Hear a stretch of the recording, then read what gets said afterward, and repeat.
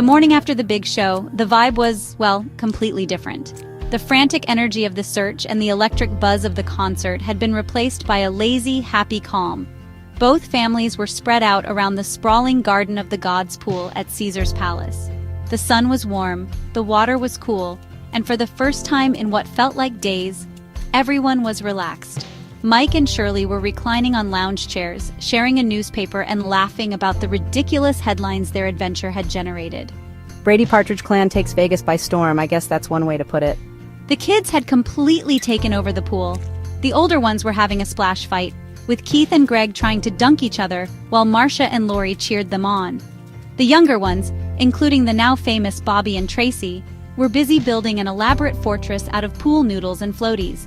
Danny was, of course, trying to manage the construction, drawing up blueprints on a napkin. Alice was sitting at the edge of the pool, feet in the water, making sure everyone was safe and occasionally getting splashed, which she took with her usual good-natured humor. It was a perfect picture of a chaotic but deeply happy family vacation.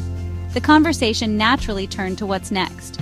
As Carol brought around a tray of colorful, non-alcoholic drinks, Greg turned to Keith. You know, that mashup we did wasn't half bad. We should write some more stuff together. I'm in.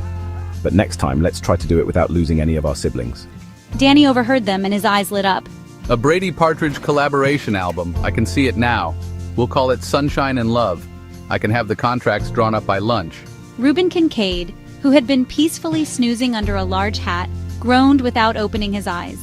As the day wound down, the families gathered together, watching the desert sun begin to set. The little rivalries and misunderstandings from the day before felt like a distant memory. They were just friends now, bonded by a shared, crazy experience. You know, we should do this again sometime, absolutely, but maybe next time we pick a quieter destination. I hear Hawaii is nice. A collective groan and a few laughs went through the group. They didn't know where or when, but everyone knew this wasn't the end. It was just the beginning of a brand new, very musical adventure.